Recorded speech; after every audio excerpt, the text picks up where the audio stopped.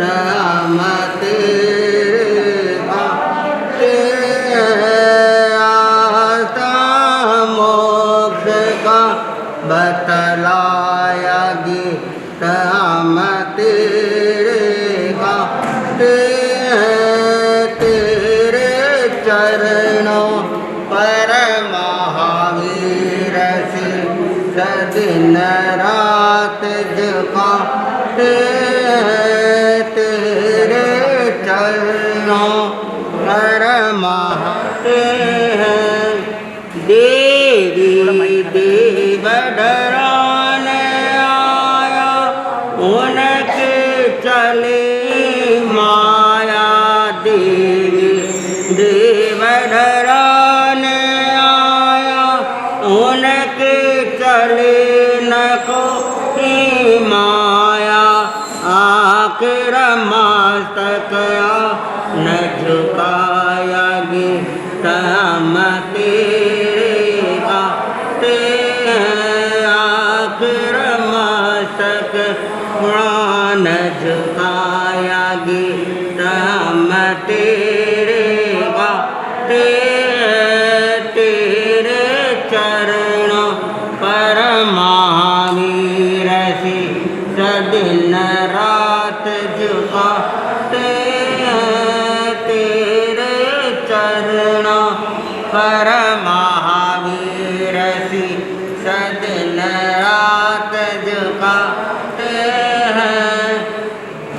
जग में घोर अंधेरा छाया तूने दीपक ज्ञान जलाया जग में घोर अंधेरा छाया तूने दीपक ज्ञान जलाया नारायण सा खालाया गीत हम तेरे गाते नारायण सा कालाया गीत हम तेरे गाते तेरे चरणों पर महावीर से दिन रात झुकाते तेरे चरणों पर महावीर से दिन रात झुकाते हैं। तेरी सुनकर अमृतवाणी भूले वीर जगत के प्राणी तेरी सुनकर अमृतवाणी भूले वीर जगत के प्राणी जय जय करते जग के प्राणी गीत हम तेरे गाते जय जय करते जग के प्राणी गीत हम तेरे गाते तेरे चरणों पर महावीर से दिन रात झुकाते तेरे चरणों पर महावीर से दिन रात झुकाते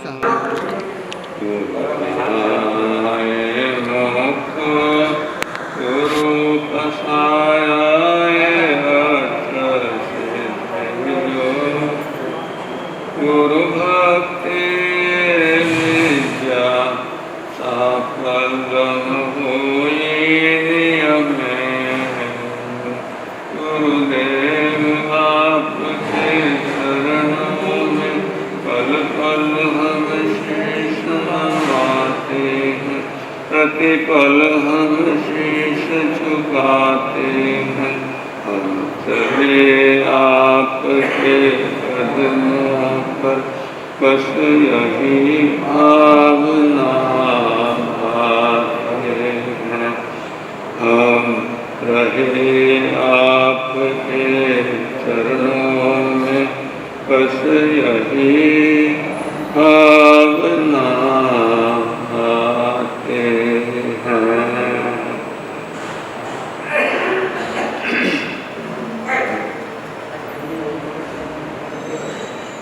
वैराग्य दाता, नवजीवन दाता, मोक्ष मार्ग प्रदाता, प्रत्यक्षकारी, परम आराध्य परमात्मा के परम सत्य है। आगम चक्र साओ, अनेक चक्र ऊर्जाओ, अनेक प्रवर्तक मेरे परम गुरु और तत्व वचन सिद्धि होगी आगम योग दिवाकर पंडित रत्न कदाना सत्य सत्योदेशी अनिल मसा कमल के परम पावन चरण कमलों में हृदय की अनंत अनंत आस्था के साथ सबना नमस्कार करने के पश्चात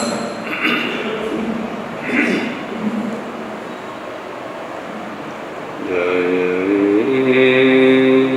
जग जीव जोने यान जग गुरु जगानंद जगना जगबंधु जय जगत के आम हो भयवन जय सुवाण कभो तेयराण पश्चिम जय जय गुरु लोगान जय महात्मा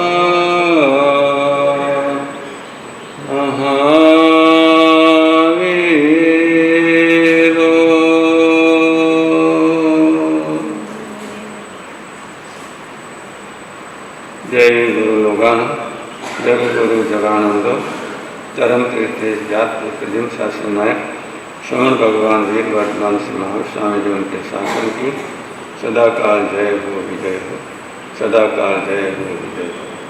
मेरे अन्य नित्य अनंत अनंत आस्था के केंद्र ऐसे दीक्षादाता शिक्षादाता स्वयं प्रदाता शुद्ध ज्ञान प्रदाता स्वयं जीवन के परम स्वरूपी प्रत्यक्ष परोक्ष उपयोगकारी सभी गुरु भगवंतों का भाव पूर्वक स्मरण करके उनके परम पावन चरण सरोजों में हृदय की अनंत अनंत आस्था के साथ कोटि सबना नमस्कार करने के पश्चात अतिरिक्त परम सेवा भावी परम प्रसाद परिपूर्ण प्रवचन गज से मधुर व्याख्यान वर्तमान सब गुणाकर तपो के श्री संजय महाशय आदि सभी चार आत्मा के परम पावन चरण कुंभों में हृदय की अनंत अनंत आस्था के साथ कोटि सब नमस्कार करने के पश्चात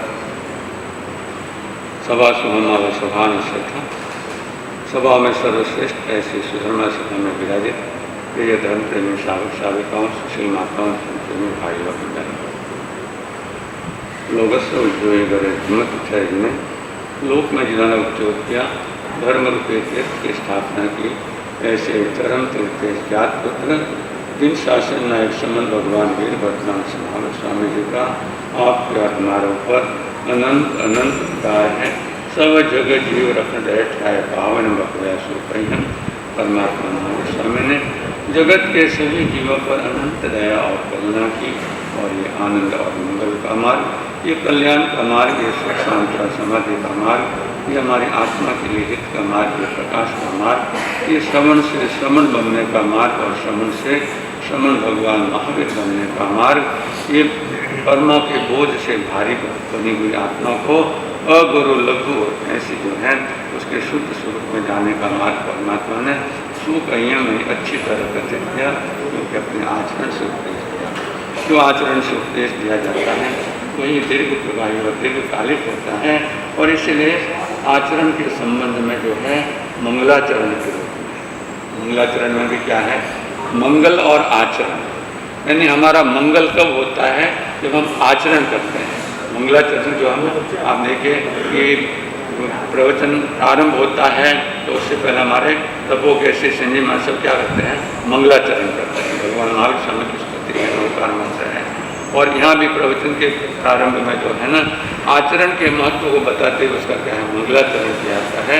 तो ये मंगलाचरण भी कब होता है जब हमारे जीवन में क्या आचरण यानी सदाचरण आता है, तभी जीवन का मंगल होता है।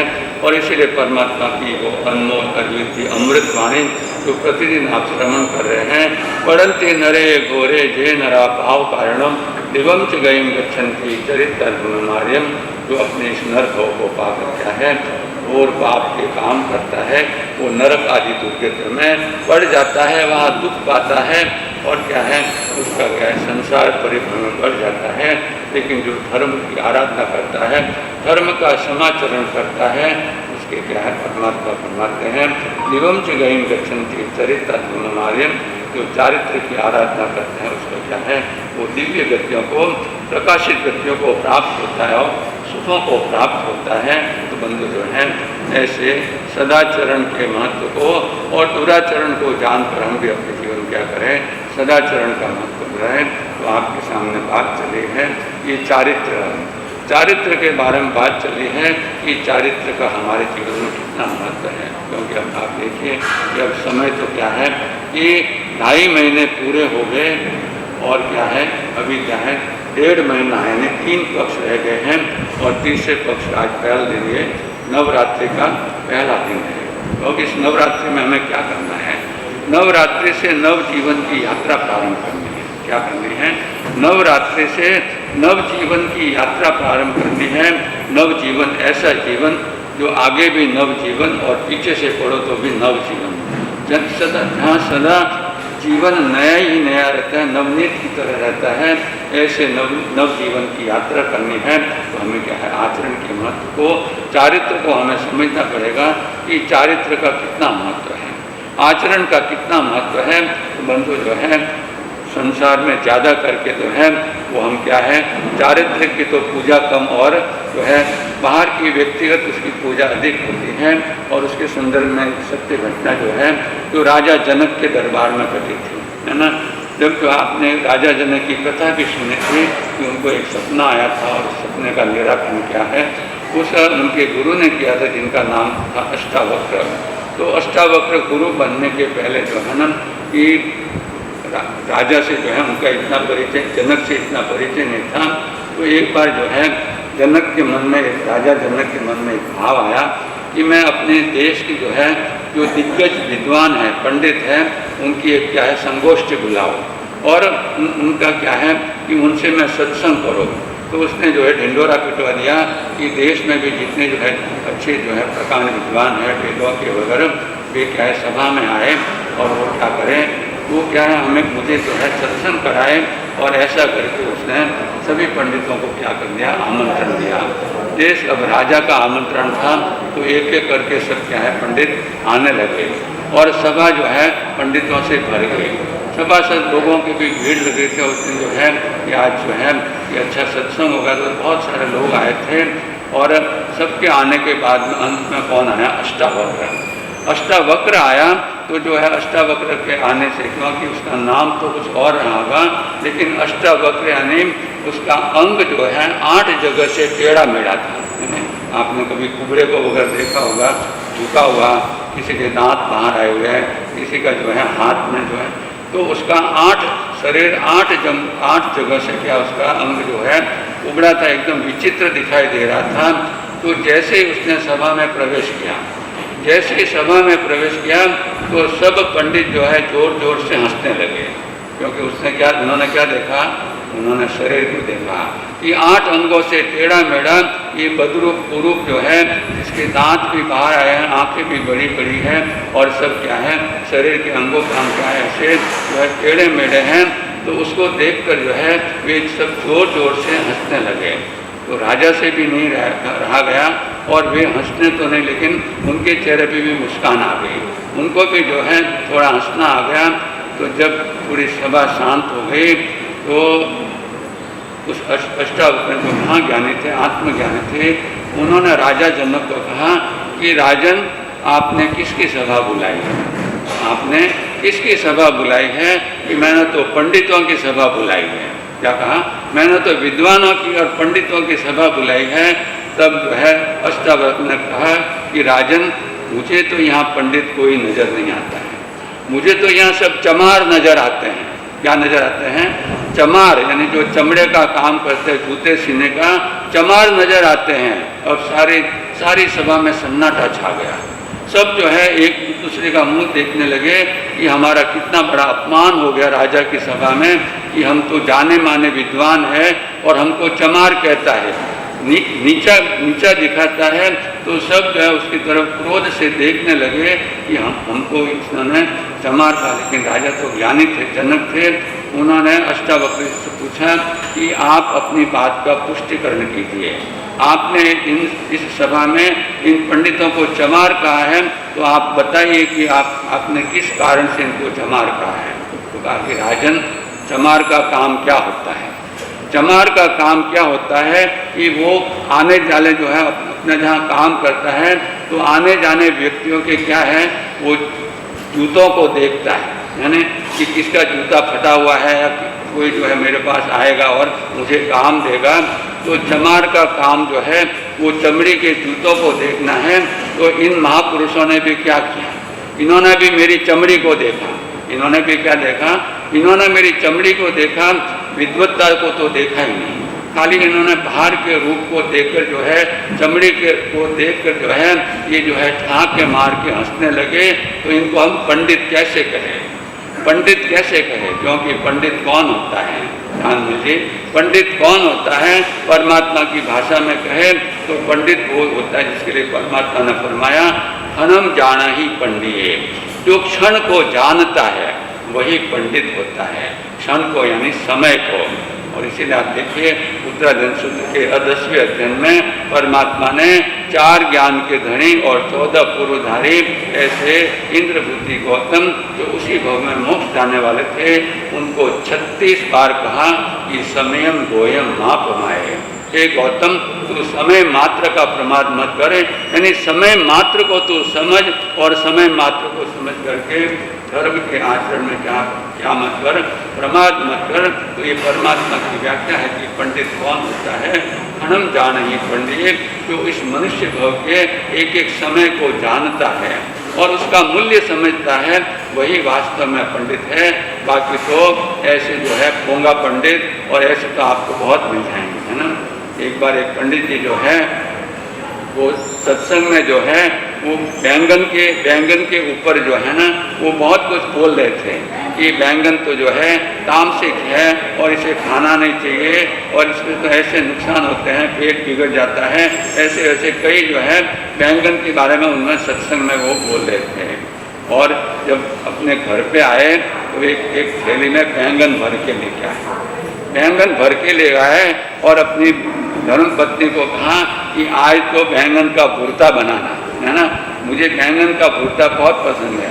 तो पत्नी भी जो पत्नी होती है वो कहते हैं आपने आज की सभा में तो बैंगन के बारे में बताया कि ये बैंगन तो क्या होते हैं कि बहुत दुर्गुण वाले होते हैं, तामसिक होते हैं, बहुबीज होते हैं, इनको खाने से पेट बिगड़ जाता है, आदि आदि कितनी नुकसान की बातें बताई और आप खुद बैंगन लेकर आ गए। तो पंडित जी भी क्या बोले कि अरे भगवान, वो पोथी के बैंगन है। किसके बैंगन है? वो मैंने जो कहा ना, वो पोथी में यानी धर्म ग्रंथों में जो लिखा हुआ है ना वो बैंगन है। लेकिन बैंगन का भुर्ता तो कितना स्वादिष्ट होता है, जो खाता है उसको पता है। तो बंधु, हम भी क्या करें, पोथी के बैंगन नहीं बने। क्या नहीं बने? पोथी के बैंगन नहीं बने। तो बात अपनी अष्टावक्र की चल रही है। तो उसने राजा को कहा कि राजन, ये चमारों की सभा है, जो मेरे क्या है रूप को देखकर क्या है, मेरी चमड़ी को देखकर मेरा मूल्यांकन करते हैं। और जो चमड़ी को देखकर मूल्यांकन करता है वो क्या होता है? वो चमार नहीं तो और क्या होता है। अब सब पंडित क्या पढ़ गए? घोटे पढ़ गए। सब जो है क्या बोले, क्या बोले? तो बंधु जो है कहने का मतलब है कि पूजा किसकी होती है? चारित्र की पूजा होती है। जो चारित्रवान आत्मा होता है, सदाचारी आत्मा होता है, उसी की क्या है पूजा की जाती है, वही जो है। और जब राजा ने जब ऐसा सुना तब से उन्होंने अष्टावक्र को क्या मान लिया? अपना गुरु मान लिया कि वास्तव में ये क्या है? आत्मज्ञानी महापुरुष है। ये चारित्र का महत्व है। और चारित्र के महत्व को बताते हुए एक और कथा जो है, जो राजा श्रेणिक के जीवन से संबंधित है। कि राजा श्रेणिक जो है चेलना रानी के सद प्रयत्नों से और अनाथी मुनि के सानिध्य से, उनके सत्संग से क्या बन गया? वो भी क्या है समकिति बन गया। जो मिथ्यात्व था वो मिथ्यात्व से समकित में आ गया। और जो है एक बार की बात है कि राजगृह नगरी में परमात्मा महावीर स्वामी का पदार्पण हुआ है। और जो है जनता और राजा प्रजा आदि क्या है वो नदी की तरह जो है भगवान का दर्शन बंधन प्रवचन सुनने के लिए वहाँ गए। और सबने क्या भगवान की धर्म देशना सुनी। और उस समय एक लकड़हारा जो था, जो लकड़ियाँ बीनने का काम करता था, लकड़ियाँ बेच के अपना गुजारा चलाता था, उसने भी भगवान की वाणी सुनी। और उसका भी मन हुआ कि ये लकड़े का भार ढोते ढोते क्या है जिंदगी ऐसे ही चली जाएगी, मेरा जो है ये जन्मरा निष्फल चला जाएगा, ये संसार मेरा क्या हो जाएगा, व्यर्थ चला जाएगा। इसके लिए मैं अपने समय को सार्थक कर लो। और उसने भगवान से निवेदन किया कि भगवान आप मुझे क्या करें, चारित्र अंगीकार के मैं साधु बनना चाहता हूँ। तो भगवान तो सर्व के सर्वदर्शी थे, उन्होंने उसकी जो है योग्यता को देख कर क्या है उसको दीक्षा अंगीकार करा दी। और वो लकड़हारा क्या बन गया, साधु बन गया। लकड़हारा जो है साधु बन गया। और जब बंधु लकड़हारे की बात आती है तो एक और बात आ जाते हैं राजा भोज के जीवन की। अपनी बात आ रही है क्षणम जाने ही पंडित, कि जो क्षण को जानता है वो पंडित है। तो उस लकड़हारे के संबंध में राजा भोज की भी एक बात आती है कि राजा भोज जो है वो बहुत ही विद्वान भी थे और साथ में क्या है प्रजा के हित का ध्यान भी रखने वाले थे। तो वे यदा कदा जो है वे क्या करते थे, वेश बदल कर शाम के समय में, रात्रि के समय में वेश बदल कर जो है वे नगर भ्रमण करने के लिए जाते थे। कभी रात में जाते थे, कभी दिन में जाते थे। और वे जानना चाहते थे कि मेरी प्रजा जो है किस तरह सुखी है, दुखी है, क्या विचार करती है, उनकी क्या भावना है। तो एक बार जो है कि शाम के समय में, संध्या के समय में जो है राजा जो है नगर में जो है वेश बदलकर परिभ्रमण कर रहा था। और उस समय जो है ना वो जो है नगर के बाहर जा रहा था तो उसे एक लकड़हारा मिला, जो लकड़ियों का गट्ठा लेकर क्या है अपने घर की तरफ क्या है दिन भर उसने वन में जो है उसने मेहनत की। और बाद में लकड़ियों का गट्ठा बनाकर रात को अपने घर की तरफ संध्या के समय अपने घर की तरफ प्रस्थान कर रहा था। तो राजा तो अपने दूसरे भेष में था, एक सामान्य नागरिक के भेष में था। तो लकड़हारा सामने मिला तो उन्होंने सोचा कि भाई इसको भी पूछ लो कि ये राजा भोज के बारे में क्या सोचता है, क्या इसको कोई दुख तो नहीं है। तो राजा तो वही होता है जो है सामान्य जन की बात को जानता है। तो जो है राजा जो है भोज जो अन्य वेश में था उसने जो है उस लकड़हारे को पूछा कि भाई आप कौन हैं। क्या पूछा, भाई आप कौन हैं, है ना। तो उस व्यक्ति ने क्या जवाब दिया कि मैं राजा भोज हूँ। अब क्या, राजा भोज तो सामने खड़ा है, वो तो राजा भोज तो अपने वेश में नहीं है, राजसी पोशाक में नहीं है, लेकिन वो तो सामान्य नागरिक के रूप में है। तो वो तो पहचान नहीं पाया कि ये मेरा राजा है ना। तो जब राजा भोज ने पूछा उसको कि भाई साहब तुम कौन हो, तो उसने कहा कि मैं तो राजा भोज हूँ। राजा सोच में पड़ गया ये राजा भोज तो फिर मैं कौन हूँ। ये राजा भोज है। तो फिर उसने पूछा कि भाई राजा भोज तो इस नगरी के राजा है, तुम क्या इस नगरी के राजा हो जो लकड़ियों का गट्ठर ढो रहे हो और तुम अपने आप को राजा भोज कहते हैं। तो उसने कहा कि भाई साहब राजा भोज तो हमारे स्वामी हैं, हमारे नगर के मालिक हैं, हमारे राज्य के मालिक हैं, वो महलों में रहते हैं, लेकिन मैं अपने घर का राजा भोज। क्या कहा, मैं अपने घर का राजा भोज हो। तो बोले कैसे हो, तुम अपने घर के राजा भोज कैसे हो, है ना। तब उसने कहा कि भाई साहब देखिए मैं आपको बताता हूँ कि मैं अपने घर का राजा भोज कैसा हो। तो उसने अपनी बात सुनी कि भाई साहब देखिए ये लकड़ी का गट्ठर जो है ये प्रतिदिन मैं लाता हूँ और ये मैं बाजार में बेचता हूँ तो मुझे इसको 6 टक्के मिलते हैं। कितने, 6 टक्के, है ना। और भगवान भी कहते हैं कि 6 गाय के जीवों को अभय दान दो तो क्या है तुम भी राजा भोज नहीं लेकिन क्या है सिद्ध महाराज बन जाओगे, है ना। तो उस जो है राजा भोज जो नागरिक के वेश में था उसको लकड़हारा कहता है कि भाई साहब मैं ये लकड़ियों का गट्ठर उसको बेचता हूँ, उसको मुझे 6 टक्के मिलते हैं। और बोले 6 टके मिलते हैं। टके तो समझे ना, पैसा टक्का है ना, पैसे से भी कम होता है वो टका होता है। तो 6 टके में तुम राजा भोज कैसे बन गए? बोले अरे भाई साहब आप ध्यान से थोड़ा धीरे रख के सुनो, मेरी बात को सुनोगे तब आप समझोगे कि आप भी सोचोगे भी मुझे भी राजा भोज बनना है। इसको कह रहा है, राजा भोज को ही कह रहा है कि मेरी बात आप ध्यान से सुनोगे तो आपको भी ऐसे लगेगा कि मुझे भी जीवन में राजा भोज बनकर जीना है। तो अब राजा को धीरे जागा, उसने कहा अच्छा भाई साहब सुनाओ क्या है? 6 टका कमाते तो उससे आप राजा भोज कैसे हो गए? बोले कि मैं इन 6 टकों का मैनेजमेंट करता हूँ, नियोजन करता हूँ। और आज देखिए आज की तारीख में जो MBA होते हैं यानी मैनेजमेंट ऑफ बिजनेस एडमिनिस्ट्रेशन का जो कोर्स करते हैं, हजारों और लाखों रुपए की उनकी क्या होती है, तनख्वाह होती है। ये मैनेजमेंट का जो है बिजनेस मैनेजमेंट का, तो उसने भी कहा कि मैं भी इन 6 टके का मैनेजमेंट करता हूँ। तो कि कैसे करता हूँ? तो कि मैं पहला टक्का मैं भाड़ा देता हूँ। क्या कहता है? पहला टक्का मैं भाड़ा देता हूँ। तो बोले भाड़ा देते हो, किराए के मकान में रहते हो और फिर कहते हो कि मैं राजा भोज हूँ, है ना, क्या मैं? उसने कहा कि भाई साहब मैं ही नहीं, आप भी किराएदार हैं, आप भी कर्जदार हैं। बोले कैसे? बोले देखो कि मैं अपने घर का तो मेरी ज़मीन है और जो है मेरा सब कुछ है, मेरी ज़मीन भी है, मेरा घर है, सब मेरी मालिकी का, ओनरशिप का है।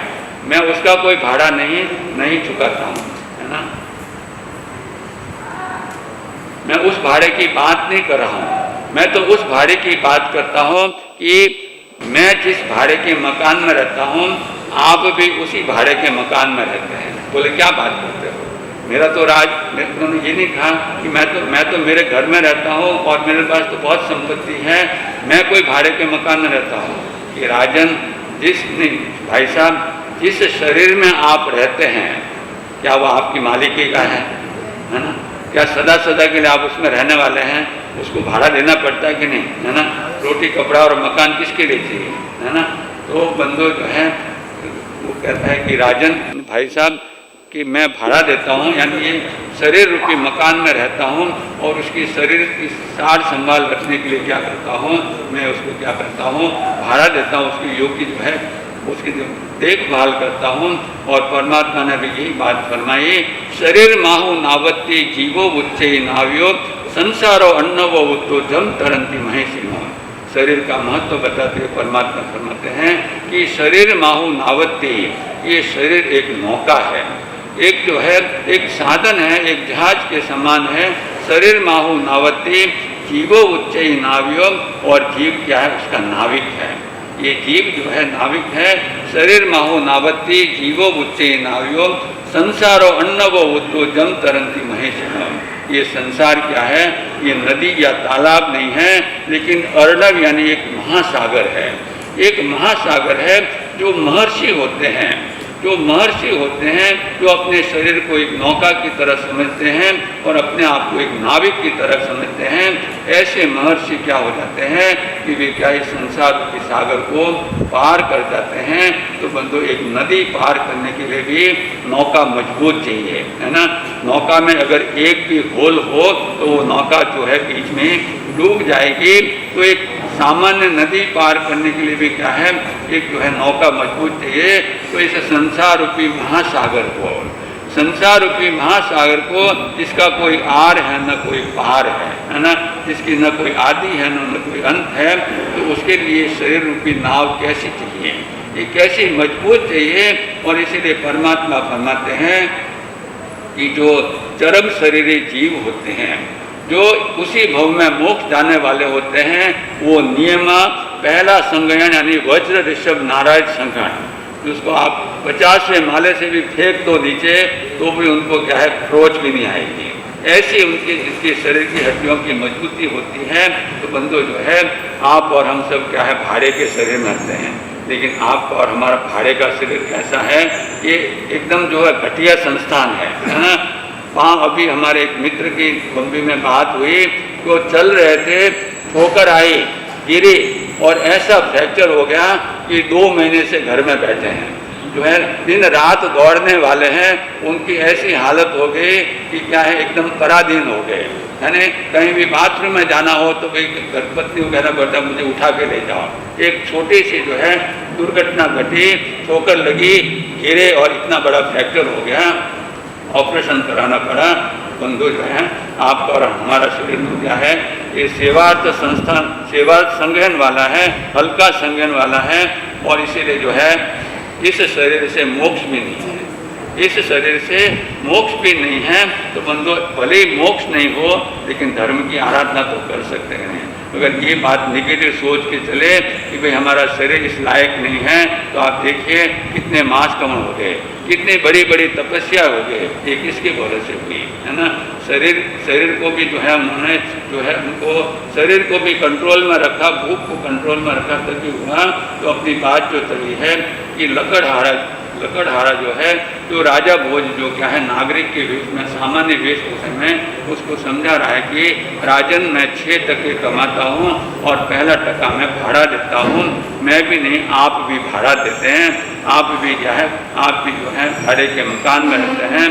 तो राजा समझ गया कि सही बात है, सही बात है। इन्होंने जो पहली बात की है कि मैं ये शरीर रूपी मकान में रहते हैं, भाड़े के मकान में, और ये क्या है वास्तव में क्या है भाड़ा देते हैं। अब राजा को जिज्ञासा हुई कि लकड़हारा तो महाज्ञानी है, यानी लकड़हारा तो महाज्ञानी है कि बड़ी बड़ी बातें करा। तो उनको और जिज्ञासा हुई कि अब दूसरे टके की बात ये क्या बता सकते।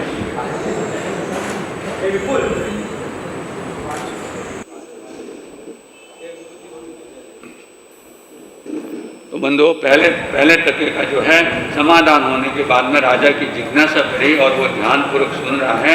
तो दूसरे नंबर पे वो कहता है कि भाई साहब मैं जो है दूसरा टका जो है मैं कर्ज चुकाता हूँ। पहला तो क्या कहा कि मैं भाड़ा देता हूँ, नहीं शरीर रूपी मकान को सार संभाल रखने के लिए भाड़ा देता हूँ। और दूसरे नंबर के कहा कि मैं कर्ज चुकाता हूँ। अब कर्ज चुकाने की बात आ गई तो वो राजा कहने लगा उसको कि भाई साहब आप कर्जदार हो, आप जो है कर्जदार हो, कर्ज चुकाते हो, एक ऐसी बात अपने आप को राजा भोज कहते हो और कर्जदार हो। तब उसने कहा कि भाई साहब मैं ही कर्जदार नहीं, आप भी कर्जदार हो। क्या कहा, मैं ही कर्जदार नहीं आप भी कर्जदार हो, तो कैसे कर्जदार हो। तब उसने कहा कि भाई साहब देखिए कि जिन माता पिता से हमारा जन्म हुआ है ना, उनका अनंत उपकार है, उनका अनंत कर्ज है। और भगवान महावीर स्वामी ने भी इन उपकारियों की, कर्जदारों की बात बताई। तो उसने सबसे पहले माता पिता का सबसे बड़ा कर्ज जो है उन्होंने बताया है। तो वो लकड़हारा कहता है कि भाई साहब जो है मैं ही कर्जदार नहीं आप भी कर्जदार हैं, आपके ऊपर भी आपके माता पिता का अनंत उपकार है। तो मैं अपने माता पिता की सेवा में क्या है 1 टका क्या मैं खर्च करता हूँ, 1 टका उनके लिए मैं बचा के रखता हूँ। उनकी जो है बराबर व्यवस्था हो, उनकी जो है उनका धर्म ध्यान वगैरह चलता रहे, उनके शरीर की साताकारी बने रहे, इसके लिए मैं क्या उनका बराबर ध्यान रखता हो। ये दूसरे टके की बात हो गई। अब राजा की जिज्ञासा और बढ़ गई।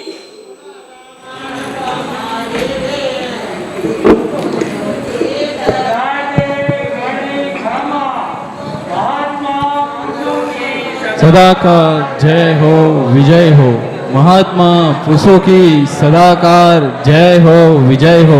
श्री काय के प्रतिपालने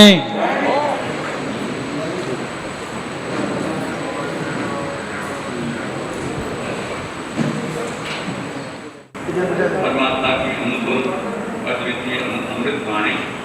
पंडित किसे कहा जाए, हम धन को जानते हैं, धन का नियोजन करने में तो क्या है हम बहुत ही एक्सपर्ट हैं, लेकिन जो समय का नियोजन करता है वास्तव में क्या है वही पंडित है। तो अपनी बात चल रही है कि वो लकड़हारा जो है वन से लकड़ी का गट्ठर लेकर आ रहा था। राजा भोज जो है अपने क्या है सामान्य वेश में जो है उनसे पूछता है कि आप कौन हैं। वो कहते हैं मैं तो राजा भोज हूँ। कैसे राजा भोज हो कि प्रतिदिन में क्या है 6 टके कमाता हूँ। और उसका वो नियोजन मैनेजमेंट बता रहा है कि पहला टका मैं क्या करता हूँ, भाड़ा चुकाता हूँ। ये शरीर रूपी मकान जो भाड़े का मकान है उसकी सार संभाल करने के लिए क्या है 1 टका मैं उसके लिए खर्च करता हूँ। दूसरा टका कि मैं कर्ज चुकाता हूँ, यानी माता पिता का अनंत उपकार है तो उनकी सेवा, उनके शरीर की, उनके धर्म ज्ञान की हर प्रकार की उनको समाधि बनी रहे उसके लिए क्या मैं 1 टका उनके लिए रखता हूँ। अब तीसरे टके की बात आती है। तीसरे टके की बात आती है तब वो लकड़हारा कहता है कि भाई साहब तीसरा टका जो है मैं कर्ज देता हूँ, है ना। पहला तो दूसरा टका तो कर्ज चुकाता हूँ और अब कहता है कि मैं कर्ज देता हूँ। आप कर्जदार हो और फिर कर्ज देते भी हो, ये कैसी बात होती है।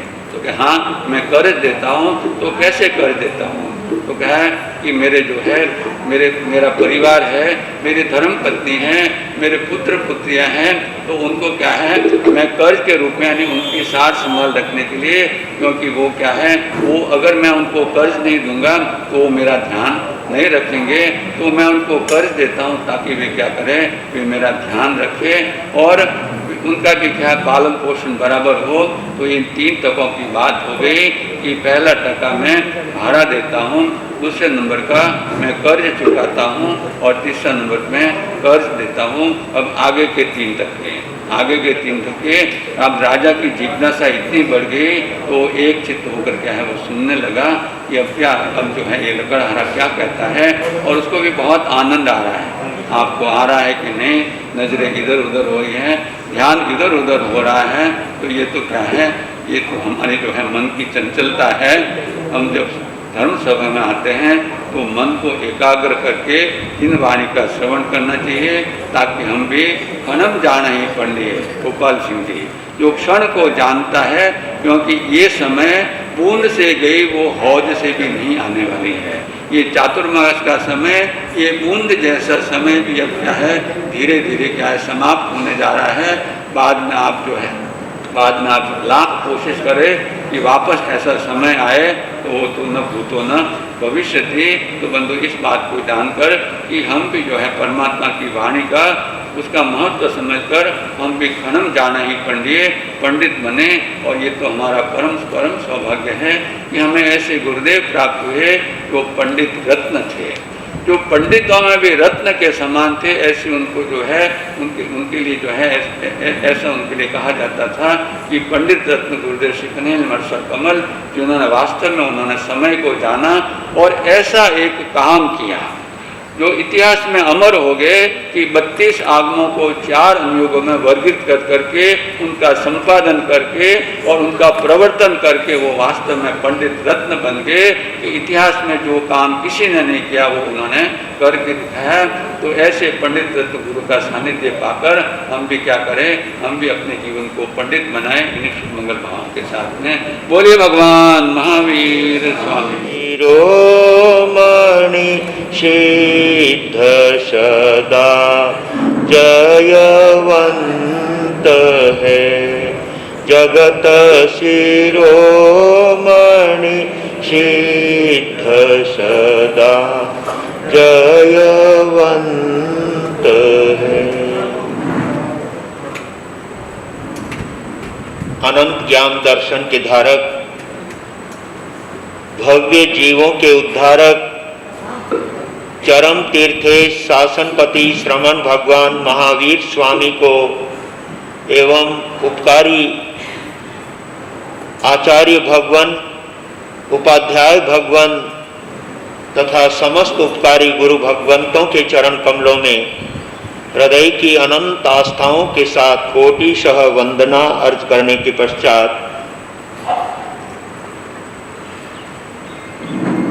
भावना 4 है, चारों ही अपना रंग दिखाती है। भावना 4 है, चारों ही अपना रंग दिखाती है।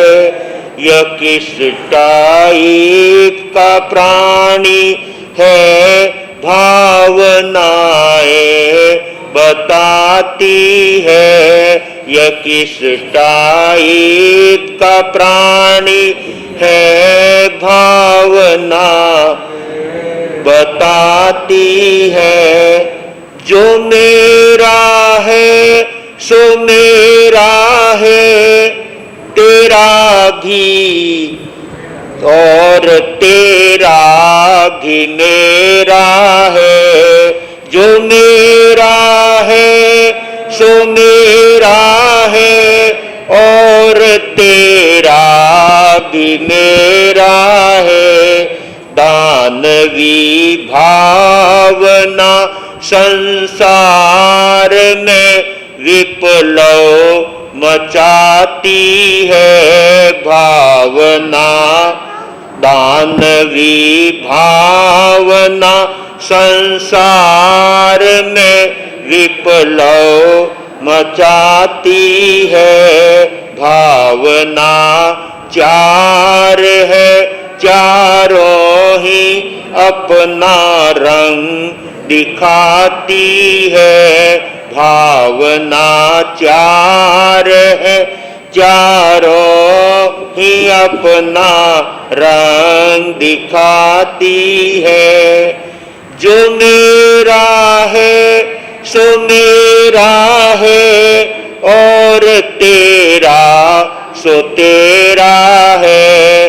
जो मेरा है सो मेरा है और तेरा सो तेरा है। मानवी भावना संसार में रहना सिखाती है। मानवी भावना संसार में रहना सिखाती है भावना। चार है चारों ही अपना रंग दिखाती है भावना। चार है चारों ही अपना रंग दिखाती।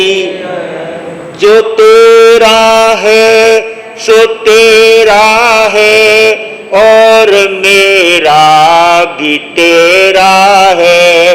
जो तेरा है सो तेरा है और मेरा भी तेरा है। ये देवी भावना, ये देवी भावनाएं प्रेम की गंगा बहाती है। ये देवी भावनाएं प्रेम की गंगा बहाती है भावना। चार है चारों ही अपना रंग दिखाती है। न मेरा है न तेरा है, इसे ब्रह्म भावना कहते।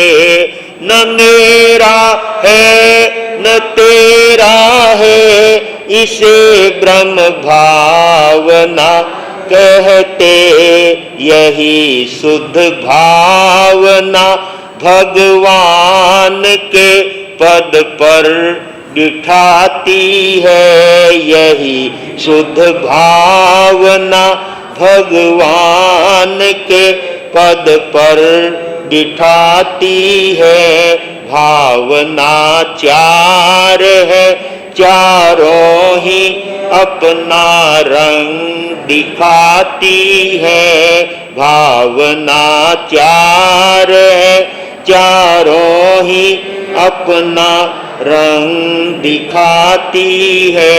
और इन चार भावों के कौन कौन प्रतीक बने हैं, इस संदर्भ में कवि आगे कहता है, कौरव और पांडव राम प्रभु महावीर चारों ही। कौरव और पांडव राम प्रभु महावीर चारों ही प्रतिनिधि चार भावों के है नीति बताती है, प्रतिनिधि चार ही भावों के है नीति बताती है।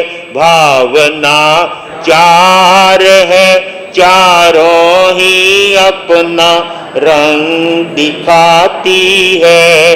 भावना चार है, चारों ही अपना बनो भगवान मुनि केवल देवता या फिर मानव ही। बनो भगवान मुनि केवल देवता या फिर मानव ही। स्वपर कल्याणकारी भावना जग में पुजाती है। स्वपर कल्याणकारी भावना जग में पुजाती है। भावना चार है, चारों ही अपना रंग दिखाती है। भावना चार है, चारों ही अपना रंग दिखाती है। सर्वजन गुणरत्नारिकान विद्याला भंडार ते महाराजा बावानी आपरी गणी खम्मा।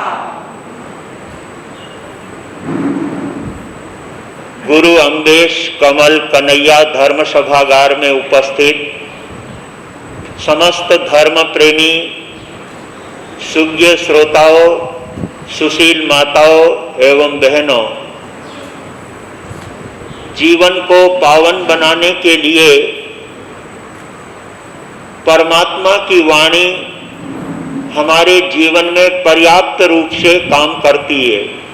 अपने जीवन को श्रेष्ठ और पावन बनाने के लिए परमात्मा के दिव्य संदेश, परमात्मा की धर्म कथा गुरुओं के श्रीमुख से सुनकर हम जितना जितना अपने भावों को विशुद्ध बनाएंगे, अपने भावों को पवित्र बनाएंगे, अपने विचारों को निर्मल बनाएंगे, उतना उतना हम अपने जीवन का विकास करते हुए अपने जीवन को परमात्मा के पथ पर आगे बढ़ाते हुए एक दिन हम स्वयं परमात्मा के पद पर प्रतिष्ठित होने का कार्य कर सकते हैं। और उसके लिए अभी आपके सामने कोशी थल के जन्मे जाए श्रद्धेय उपाध्याय भगवान केवल मुनि जी महाराज साहब अपने इस भजन की पंक्तियों के द्वारा आप और हमको समझाते हुए फरमाते हैं, दुनिया में 4 प्रकार के भावना रखने वाले व्यक्ति होते हैं। 4 भावना से फिर 5वीं और कोई भावना नहीं होती है। इन 4 भावनाओं से युक्त सारा संसार जुड़ा हुआ है। किसी न किसी रूप में कोई न कोई व्यक्ति किसी न किसी भावना के साथ जुड़ा हुआ होता है। अभी आप सुन रहे थे जिसमें सबसे पहली दानवी भावना, वो दानवी भावना कौरवों के दिल में थी, जो मेरा है सो मेरा है और तेरा भी मेरा है। इस भावना को कौन लेकर के चलते थे? कौरव। कौरव 100 भाई थे और 100 का एक ही मंतव्य था। जैसा दुर्योधन वैसे ही उसके पीछे 99 भाई, जैसा बड़ा भाई करता है पीछे छोटा भाई भी उसी का अनुकरण करता है। कौरवों की भावना ये रहती थी कि हमारा है सो तो हमारा है ही, लेकिन तुम्हारी वस्तु भी जो है वो हमारी है, तुम उसके कोई अधिकार रखने वाले नहीं होते हो। ऐसी दानवी भावना संसार के अंदर विप्लव मचाती है, तूफान मचाती है, आक्रांत फैलाती है, दुनिया को अशांत करती है और सर्वत्र लोगों को दुख के गहरे गर्त में डालने का काम ये दानवी भावना करती है। कभी व्यक्ति को ऐसी भावना अपने दिल में नहीं रखनी चाहिए। और दूसरी भावना है मानवी भावना। मानवी भावना पांडवों के दिल में थी। पांडव हमेशा यही बात कहते थे, जो आपका है वो आपका है और हमारा है वो हमारा है। पांडवों के दिल में यही था।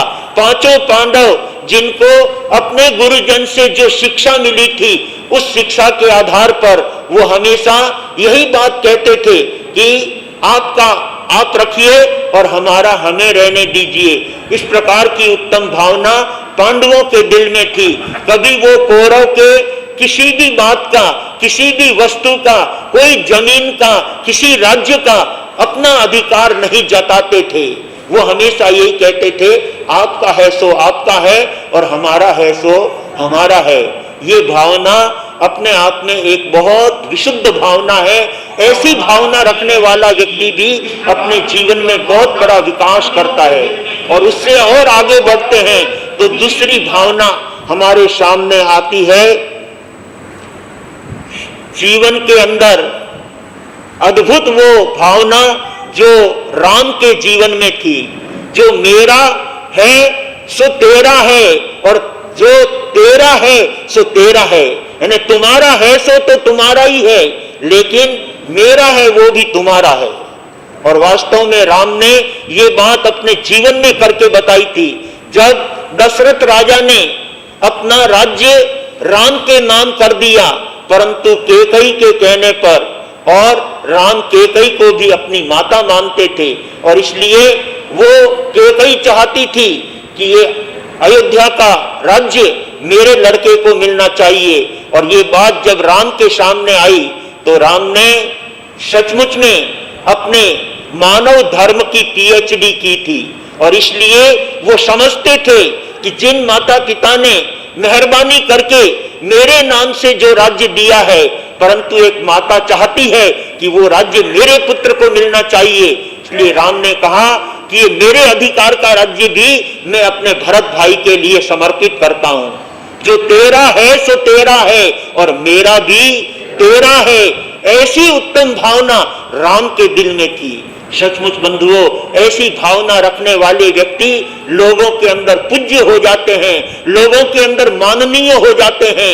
यदि हम ऐसी उत्तम भावना अपने जीवन में लेकर के चलेंगे तो अपने जीवन का तो उत्कर्ष करेंगे ही करेंगे, लेकिन अपनी उस उत्तम भावनाओं से प्राणी मात्र को शांति और आनंद का एहसास होगा।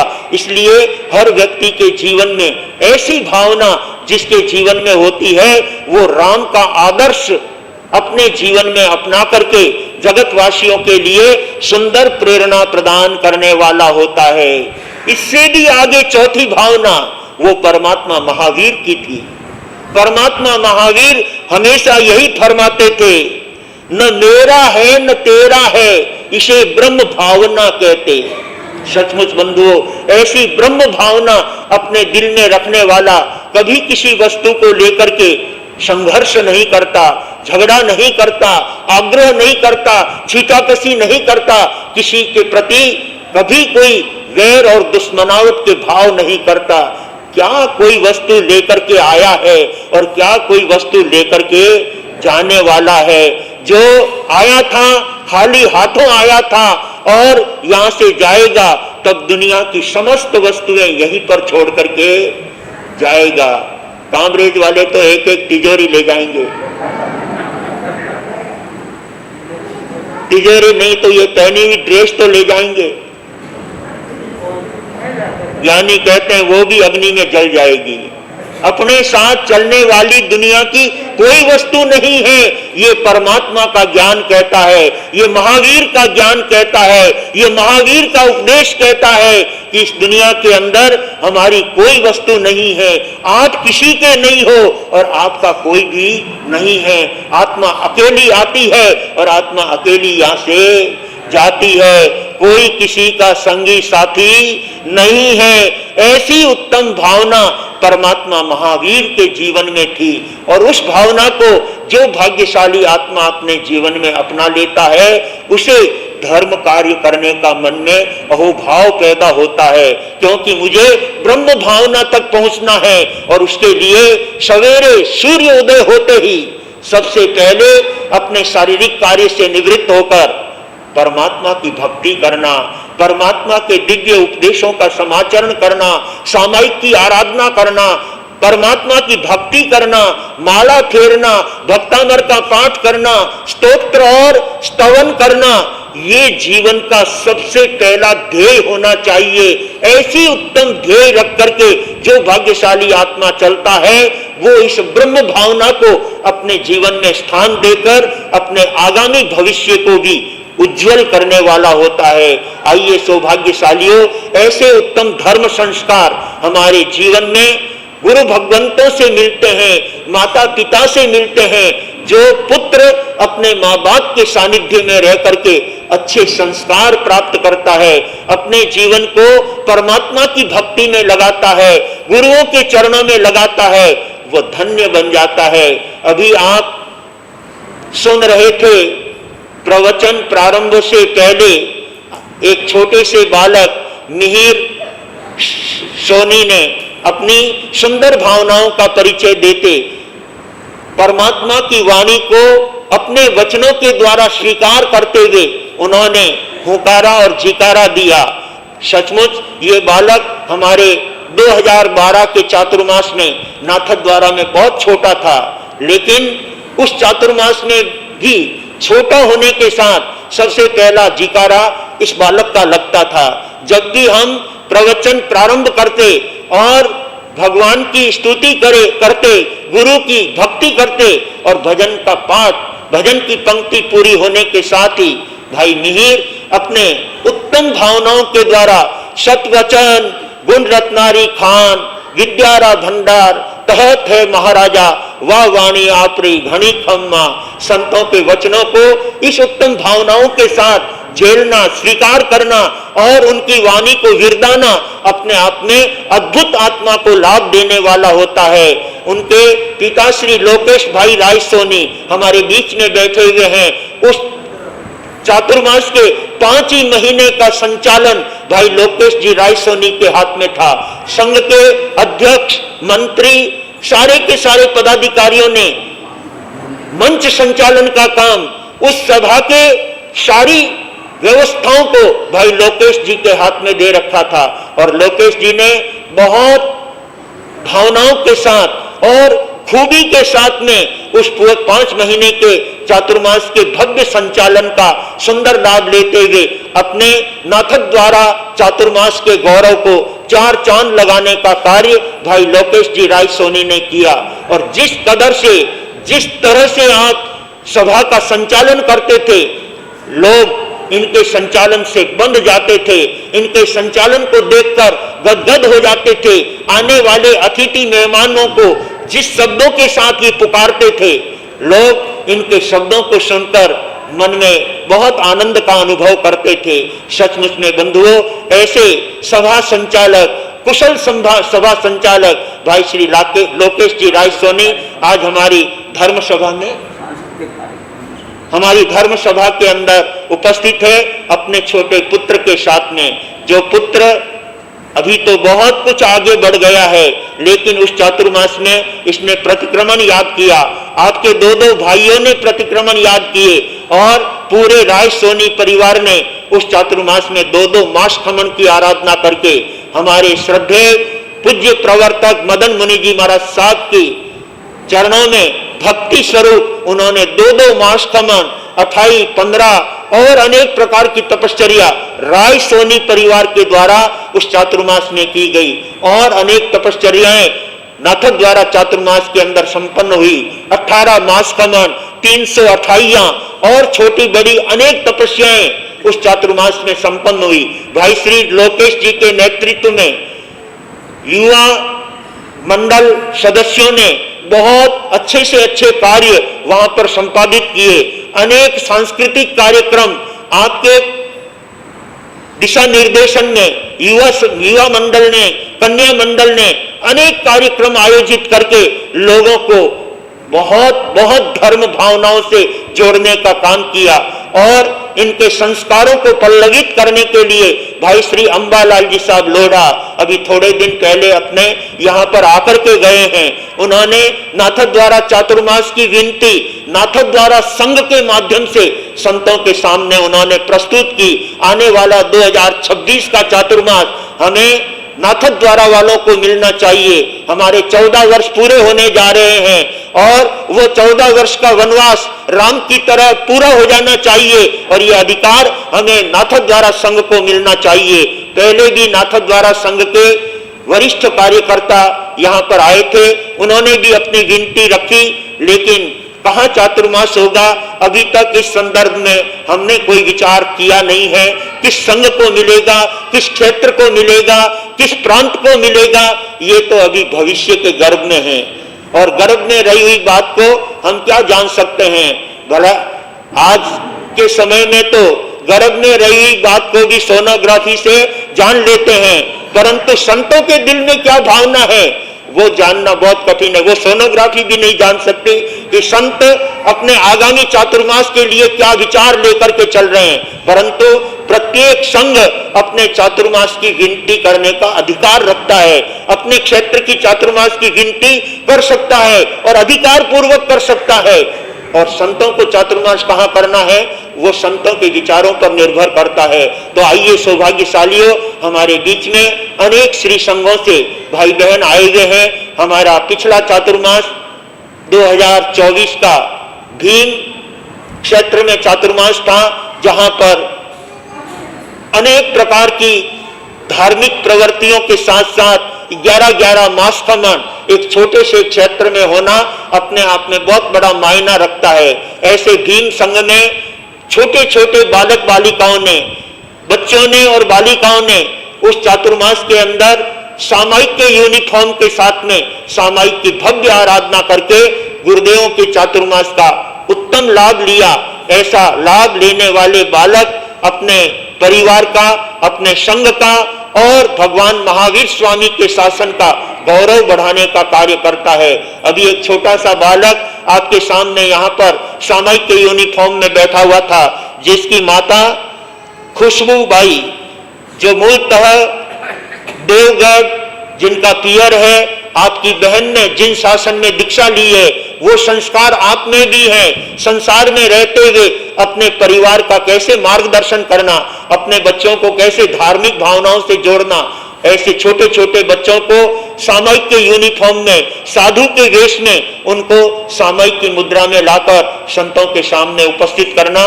अभी छोटा सा बालक लविश अपने यहाँ आया था, जो आप देख रहे थे, वो बालक हमेशा 4 ही महीने हमारे चौमासे में उस वेशभूषा में आता और 10-15 मिनट तक हमारे सामने ही बहुत भावनाओं के साथ खड़ा रहता था और सामायिक की मुद्रा में रह करके लोगों को बड़ी उत्तम प्रेरणा करता था। ऐसे लादू लाल जी साहब मुणोत के परिवार से ये सदस्य हैं, मूलतः सांगावास के रहने वाले और अभी भीम में निवास करते हैं। ऐसा ये छोटा सा बालक लविश जो हमारे बीच में सामायिक करके यहाँ पर उपस्थित है। ऐसे संस्कार जो माँ बाप अपने बच्चों को देते हैं, वो बच्चे आगे जाकर के अपने संघ की धुरा को संभालने वाले होते हैं, संघ की भावनाओं का उत्तरोत्तर वृद्धि करने वाले होते हैं।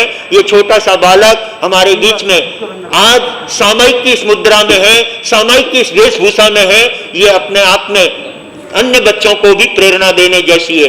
ऐसे बालक को संतों की ओर से प्रोत्साहित करने की भावना है। इसे देखकर अन्य बच्चों के दिल में भी उत्साह बढ़े कि हम भी ऐसे सामायिक की मुद्रा में बैठकर अपने संघ का गौरव बढ़ाएं और अपने परिवार का गौरव बढ़ाने का कार्य करें। आइए इस छोटे से बालक लविश को यहाँ पर ये सामग्री दे करके बच्चों के उपयोग में आने वाली सामग्री व्हाट्सएप पे मिलेगा और यूट्यूब पर अगर खोल करके देखेंगे तो इस बालक को पात्रे लेकर के आना, झोली लेकर के आना, साथ में पूंजनी लेकर के आना, अद्भुत दृश्य था उस समय का। एवंता की याद दिला देने वाला वो दृश्य था। दूसरा बालक, छोटे छोटे बच्चों को प्रोत्साहित करने से हमारे संघ के बच्चे भी उत्साहित बनते हैं और अपने धर्म संघ का गौरव बढ़ाने का कार्य करते हैं। आइए सौभाग्यशालियों, इन बच्चों को देखकर अपने संघ के बच्चों को भी प्रत्येक माता पिता यहाँ पर इस ड्रेस में लाने का प्रयास करेंगे। कुछ बच्चों को माता पिता अवश्य प्रार्थना के समय इसी ड्रेस के अंदर लेकर के आते हैं और वो बच्चे शांति पूर्वक प्रार्थना में बैठ करके प्रार्थना का लाभ लेते हैं, सामयिक की आराधना करते हैं। ऐसे छोटे बच्चों को धर्म संस्कारों से भावित करने का कार्य माता पिता का होता है। आइए हम ऐसी ब्रह्म भावनाओं को प्रोत्साहित करते हुए अपने जीवन को जितना जितना इस ब्रह्म भावना से जोड़ेंगे और सद्भावनाओं के साथ जोड़ेंगे तो अपने मानव जीवन का उत्कर्ष करने का कार्य कर सकेंगे। हमारे कामरेड चातुर्मास के अंदर अब तक 16 मास खमन संपन्न हो चुके हैं। आज एक बहन के 33वां उपवास है और कल उनके 33 उपवास के तपस्या का पारना रहेगा। 33 उपवास के प्रत्याख्यान डिम्पल बहन करण कुमार जी कोठारी, लाडू लाल जी साहब कोठारी की पुत्रवधू, जिनको 33 उपवास के पचखान दिए हैं और उनके पारने का कार्यक्रम कल तेरापन सभा भवन के अंदर रहेगा और प्रवचन का कार्यक्रम यहीं रहेगा।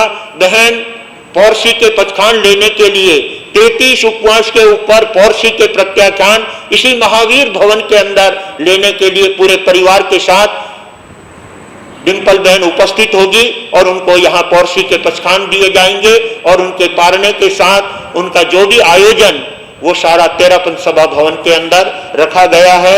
ऐसे धर्मनिष्ठ श्रावक श्राविका अपने संघ का गौरव बढ़ाने का कार्य करते हैं। भाइयों, आज हमारे बीच में श्रीमान तपस्वी रत्न अमोलक चंद जी साहब गन्ना, जिनके आज 12वां उपवास है। 75 वर्ष की उम्र में 12वें उपवास की आराधना करने वाले अमोलक चंद जी साहब खड़े हो गए हैं। इनको सबसे पहले 12 उपवास के प्रत्याख्यान कराएंगे।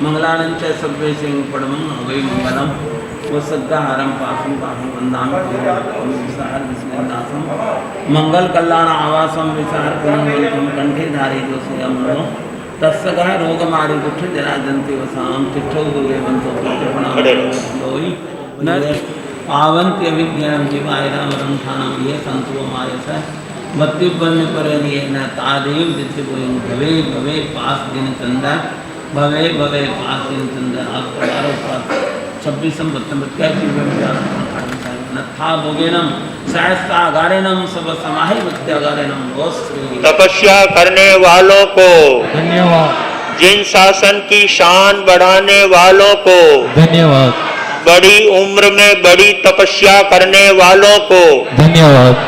भाई श्री अमोलक चंद जी साहब, जब से चातुर्मास लगा है तब से लेकर अब तक प्रतिदिन प्रवचन में अपनी उपस्थिति देना। पहले हाथ में चोट लगी हुई थी, प्लास्टर किया हुआ था, फिर भी हर रोज प्रवचन में बराबर इनकी उपस्थिति रहती थी। और जब प्लास्टर उतर गया और थोड़ा हाथ का दर्द कम हुआ तो रोजाना सामयिक करके व्याख्यान का लाभ लेते थे। और अभी आज आपके 12वें उपवास की तपश्चर्या है। धन्यवाद है ऐसे सरल मना सुश्रावक भाई श्री अमोलक चंद जी साहब गन्ना को, जिन्होंने कामरेज चातुर्मास को और अपने परिवार के गौरव को आगे बढ़ाते हुए 12वें उपवास तक पहुंचे हैं और अभी आगे बढ़ने के भाव हैं। सचमुच ऐसे गौरवशाली श्रावक के प्रति जितनी अनुमोदना दी जाए उतनी हमारे लिए थोड़ी है। और तपस्या का अनुमोदन वह अपने आत्मा की कर्म निर्जरा का कार्य है। ऐसे तपस्याओं के अनुमोदन में हमेशा व्यक्ति को आगे रह करके तपस्वियों के तप की भूरी भूरी प्रशंसा करके अपने जीवन को गौरवशाली बनाने की आवश्यकता है। और इस तरह से हमारे यहाँ पर छोटी बड़ी तपस्या निरंतर चली रही है।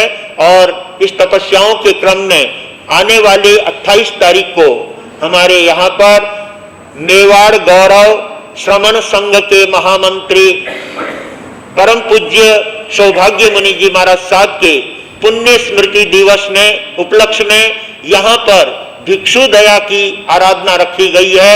और इस बार भिक्षु दया का नंबर है महिला मंडल और बहु मंडल और कन्या मंडल, यानी बहनें मिलकर के गुरुदेव के प्रति अपनी हार्दिक श्रद्धा अभिव्यक्त करते हुए बड़ी संख्या में भिक्षु दया की आराधना करेंगे। अब तक हमारे बीच में लगभग 150 नाम भिक्षु दया करने वालों बहनों का नाम आ चुके हैं। सभी बहनों को बहुत बहुत धन्यवाद देता हूं।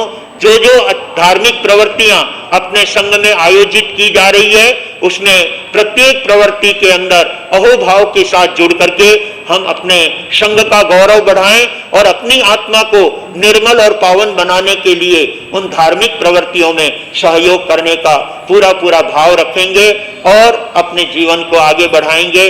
सभी बहनें अपनी तैयारी रखेंगे और भिक्षु दया करने वाली बहनों को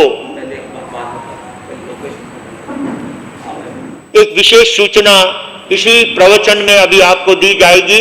उससे पहले हमारे बीच में नाथक द्वारा से धर्म सभा संचालक भाई श्री लोकेश जी के सुपुत्र मिहिर राय सोनी हमारे बीच में उपस्थित है।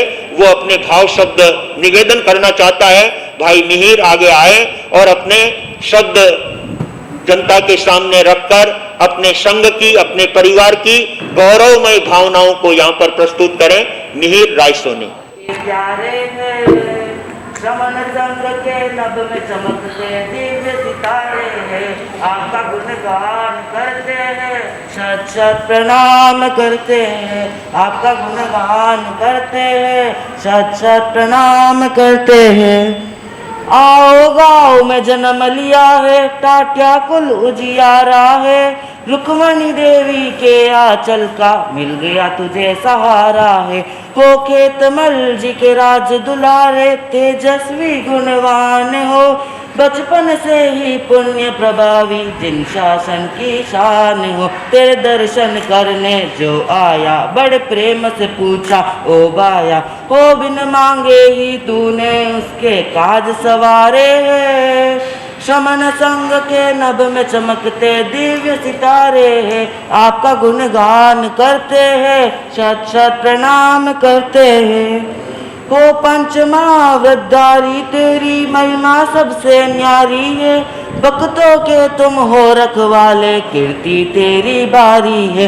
मैं बालक बोला बाला हूँ, भक्ति क्या होती क्या जानूं, तेरे नाम की माला जपता हूँ, दिन रात उसी में रमता हूँ। बस मैं तो मांगू ये वरदान, तुम ही हो मेरे हो भगवान, वो नाम को तेरे हरदम जपो, हम भक्त तुम्हारे हैं। समन संग के नभ में चमकते दिव्य सितारे हैं, आपका गुणगान करते हैं, शत शत प्रणाम करते हैं, आपका गुणगान करते हैं, शत शत प्रणाम करते हैं। जय श्री गुरुवरनाथ द्वारा कब आने का विचार है, विनती बारंबार है, कह दो जरा कौन सी तारीख वार है। गुरुवरनाथ द्वारा वह धन्य होगा दिन ना द्वारा जब अब आओगे, आकर के हमें वहाँ हमें जब धर्म सुनाओगे। उस दिन का मेरे दिल में बड़ा इंतजार है, विनती बारंबार है, कह दो जरा कौन सी तारीख वार। आके मीठे मीठे बोल मुझ पे जादू सा करते हैं, आपकी मांग लिख गए अनमोल हमारी रक्षा करते हैं। वाणी में आपके जैसे कोई चमत्कार है, विनती बारंबार है, कह दो जरा कौन सी तारीख वार है। आके आने के पतझड़ में मौसम बहार आएगा, आके कदमों के छूने से धरा पे श्रृंगार छाएगा। चरणों में आके बबलू करता नमस्कार है, विनती बारंबार है, कह दो जरा कौन सी तारीख वार है। और श्रमण भगवान महावीर स्वामी के चरणों में सत सत नमन। तत्र विराजित गुरु भगवंतों के श्री चरणों में कोटि कोटि नमन। आज की इस गुरु अम्बेस कमल कन्हैया सभागार में उपस्थित सभी धर्मप्रेमी वरिष्ठ श्रावक श्राविकाओं महानुभावों एवं बाहर से पधारे अतिथियों को कामरेज सी संघ की ओर से मेरा सादर जय जिनेन्द्र। अभी अभी हमने बंधुओं ये हमारे अतिथि लोकेश जी एवं मिहिर पिता पुत्र के जो प्रस्तुति सुनी, उसमें मिहिर द्वारा हमारे प्रतिपल वंदनीय मधुर व्याख्यानी प्रवचन गद के श्री परम पूज्य गुरु गौतम मुनि महाराज साहब के जीवन चरित्र पर बहुत ही अच्छी उनकी रचना थी, बहुत सुंदर। आपको कामरेज सिंह की ओर से बहुत बहुत धन्यवाद, साधुवाद, जो आपने यहाँ आकर हमारी धर्म सभा में यह प्रस्तुत करके इस सभा का मान बढ़ाया। आज के हमारे इस धर्म सभा में जो अतिथि पधारे उनके स्वागत के लिए मैं आज के स्वागतकर्ता परिवार श्रीमान जमुना लाल जी साहब, जम्बू कुमार जी साहब, दीपक कुमार जी साहब पिछोलिया परिवार से क्यों आमंत्रित करूँगा कि आप आगे बढ़ारे और हमारे अतिथियों का आतिथ्य सत्कार सेशन के द्वारा करें। आज की धर्म सभा में श्रीमान मनीष कुमार जी मोड़क भीम से बता रहे हैं। श्रीमान आप आगे बता रहे हैं।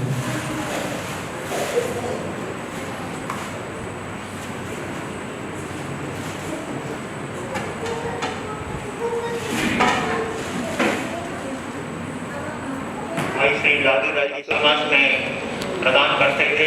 प्रार्थना, प्रवचन, सायंकाल प्रतिक्रमण, पूरे चातुर्मास भर उनकी धार्मिक आराधना गुरु भगवंतों के सानिध्य में चलती रही है। ऐसे गुणों परिवार का सम्मान हो रहा है। शब्दों से सम्मान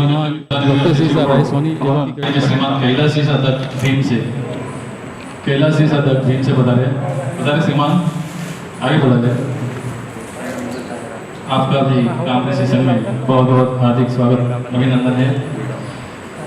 स्वागत की कड़ी में आगे श्रीमती नैनूबाई, जो हेमराज जी साकरिया सांडेराव की सुपुत्री है, श्रीमती नैनूबाई, उनके लिए हमें पिछोलिया परिवार की महिला आगे आ जाए।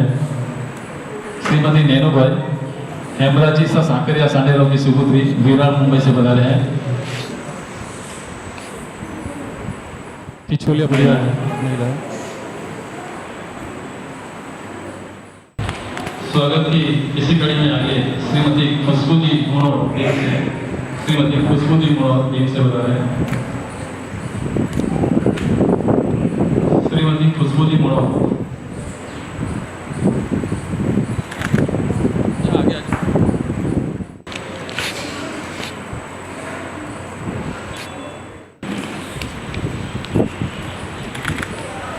स्वागत में आगे श्रीमान नवरत्न जी साहब गोखरू मुंबई से बता रहे हैं। श्रीमान नवरत्न जी साहब गोखरू रुगनाथपुरा के निवासी हैं। गोखरू साहब आवाज करते हैं, बहुत अच्छे सेवाभावी।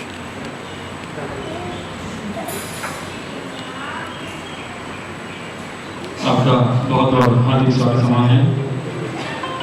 बंधुओं, आज हमने हमारे प्रतिपल वंदनीय मधुर व्याख्यानी प्रवचन गज के श्री परम पूज्य गौतम मुनि महाराज के अमृत की देशना से प्रवचन के दरमियान हमने 4 प्रकार की भावनाओं से अवगत कराया गया और बहुत ही सुंदर उनके जीवन चरित्र पर आधारित कौरव, पांडव, प्रभु राम एवं प्रभु महावीर के दृष्टांत देकर हमें 4 भावना से अवगत कराया। अब हमें हमारे जीवन में किस प्रकार की भावना लेकर चलना है वो हमें ही डिसाइड करना है।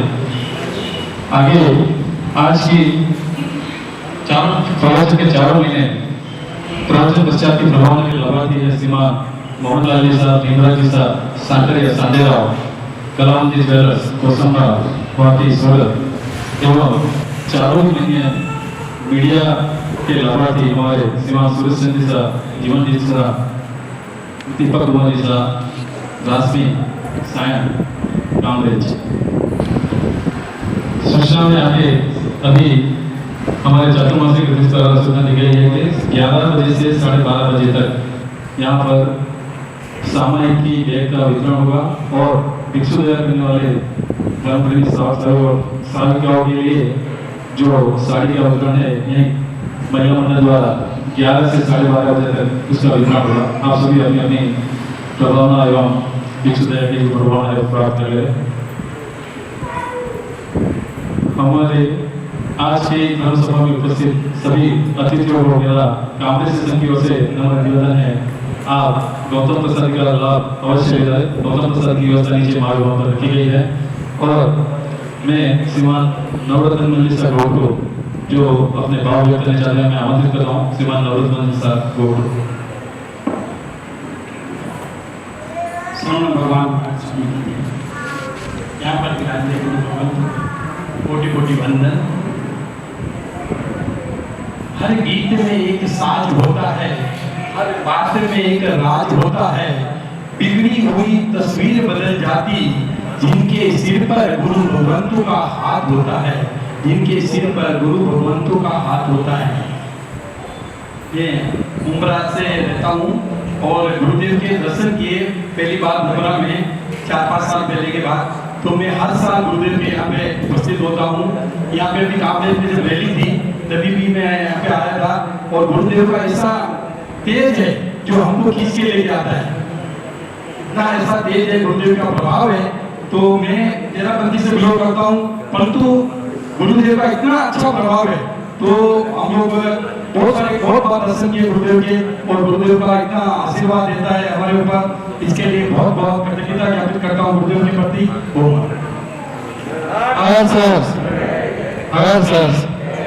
जो जीवदया की भावना है उनके लाभार्थी श्रीमान रतन ललिसा साड़िया भिक्षु दया की साड़ियों के जो लाभार्थी परिवार है श्रीमान रतन ललिसा चक्रो एवं मुकेश जी, श्रीमान मुकेश जी अच्छा श्रीमान रतन ललिसा के वरिष्ठ श्राव हमारे यहाँ चांदन जी चक्रोत एवं कपिला जी चक्रोत के द्वारा यह साड़ी का वितरण यहाँ पर महावीर भवन से होगा। आप सभी अपनी अपनी साड़ी भवन से निवेदन है प्राप्त कर लेंगे। आगे गुरु आरती उतारे भक्ति दीप धरे धरा गगन पुलकित प्रकृति का कण कण तुम पर हर से है। नित नित वीक्षित नौ कुसुमों का पराग तुम पर बरसे धरे। पाकर तुमको धन्य धरा जिन शासन गौरवशाली है। कदम कदम पर नौ वसंत है, कदम कदम दिवाली है।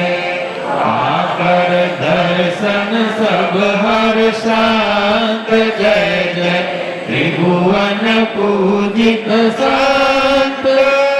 आरती उतारे भक्ति दीप धरे जनक किशोरी हे सुत परया त्रिभुवन आज निछावर है। अम्बा गुरुवर मंगल मूरत समता साधक मुनिवर है। भौतिक शीर्ष संत गुणवंत सब जन धन धन शब्द वदंत। आरती उतारे भक्ति दीप धरे फतेह नगर की पुण्य धरा पर पावन धाम महान है। स्वर्ग सिधारे जहाँ पर लाखों भक्तों के भगवान है। सेवा करते सुर नर वृंद मिटते जन्म जन्म के द्वंद्व। आरती उतारे भक्ति दीप धरे कीर्ति गंगा धारण करती रसो दिशाए हर्षित है।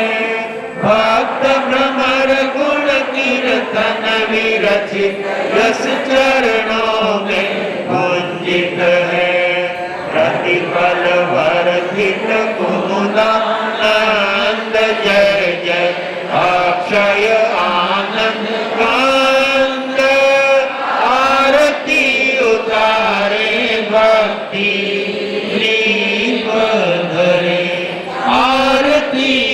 उतारे भक्ति दीप धरे, आरती उतारे भक्ति दीप धरे।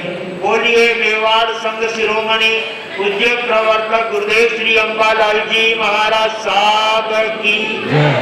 नाम तुम्हारा कमल कन्हैया अमर रहे, इस लोक में परलोक में, इस लोक में परलोक में। जिन शासन के उपाध्याय तुम चले कहाँ, हमें छोड़ के, हमें छोड़ के।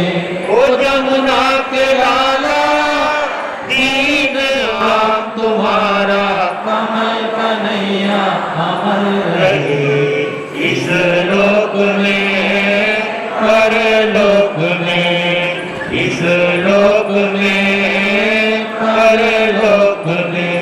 नमो वजायानम पद के धारी तुम, आगम के अनुयायी समता योगी तुम। सहनशीलता तुमने जग को दिखलाई, कष्ट हरे दुखियों के करुणा उड़ाई। ओ करुणा के सागर भरो मेरा गागर, जग का अंधेरा मेटो कर दो उजाला।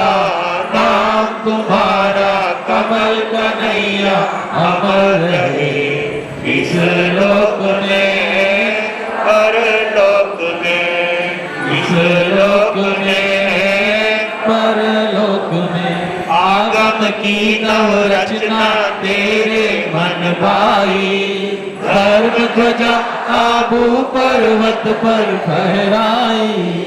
शरणागत ने आकर यहाँ शरण पाई, ज्ञान ध्यान शिक्षा की बातें सिखलाई। ओ गोविंद के लाला परहित वाला, दीन दुखी का तू ही रखवाला।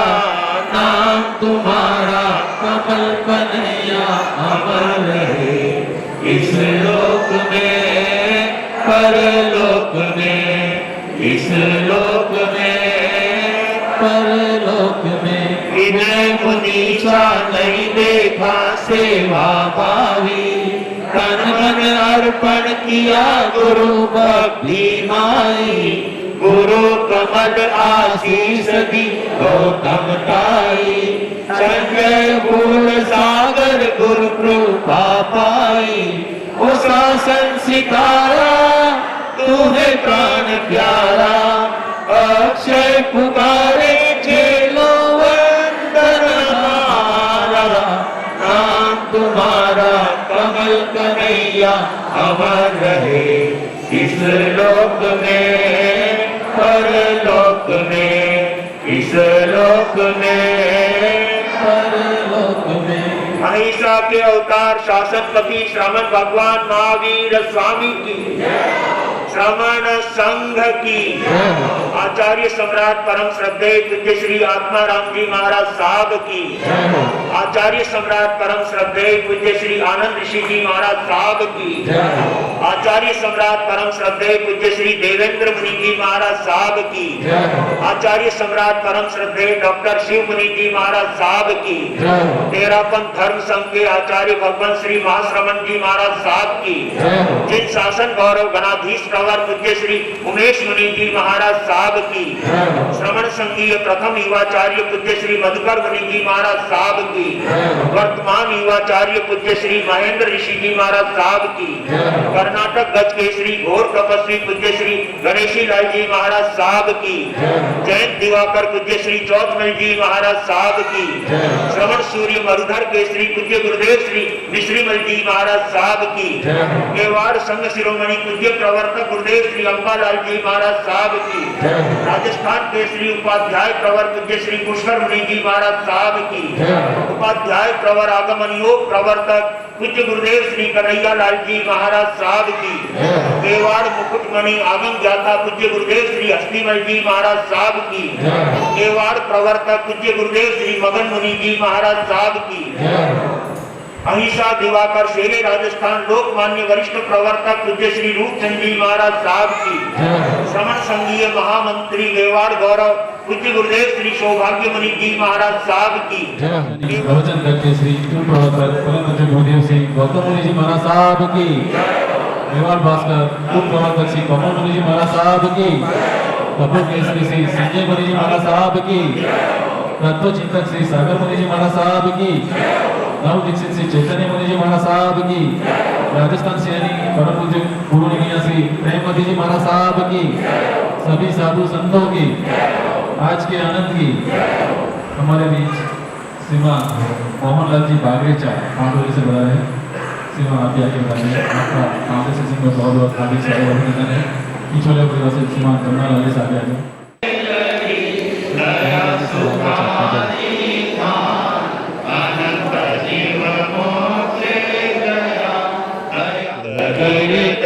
आगे जो आने सुनियारो परमा साधु भाव समझे गया, कोई मत कर जोता मत राख जो आने सुनियारो परमा। एक साथ गुरु वंदना तीन को तो आया नीनम करेमी वंदनी नम स्वामी सकारेमी समारेमी कल्याणम मंगलम देयम जयम कल्याणी देवतानि टीकुतो आया हेनम पाया हेनम करेमी वंदनी नम स्वामी सकारेमी समारेमी कल्याणम मंगलम देयम जयम कल्याणी देवतानि टीकुतो आया हेनम पाया हेनम करेमी वंदनी नम स्वामी सकारेमी समारेमी कल्याणम मंगलम देव्यम जयम कल्याणी देवतानि। सामूहिक प्रत्याख्यान। भोजन करने से पहले 5 नौकार मंत्र गिनना। आज दिन भर के लिए किसी को कठोर शब्द नहीं कहना, भोजन में झूठा नहीं डालना, सभी स्वधर्मी भाई बहनों को जय जिनेन्द्र कहना, अपनी अपनी धारणा के अनुसार प्रस्थान 10 घंटे परिश्रम दाग रखा। होस्तिले मंगल का नमो अरियंताण नमो सिद्धान नमो आय्यान नमो वज्रायण नमो लोये सप्रभुनाम कैसो मंत्र नमोकार सब भाव प्रणाम मंगलम सतारि मंगलम अरियंता मंगलम सिद्धा मंगलम साहु मंगलम चतारि लोकोत्तमा अरियंता लोकोत्तमा सिद्धा लोकोत्तमा साहु लोकोत्तमा केवल मंत्र लोकोत्तमा चतारि शरणं भवज्जामि अरियंते शरणं भवज्जामि सिद्धे शरणं भवज्जामि साहु शरणं भवज्जामि केवली पंडितम ब्रह्मं शरणं भवज्जामि। अरिहंतों का शरणा, सिद्धों का शरणा, साधुओं का शरणा, केवली प्रवृत्ति दया धर्म का शरणा, ये 4 शरणा दुर्गति हरणा और शरणों को जो भव्य प्राणी आदरे तो अक्षय अमर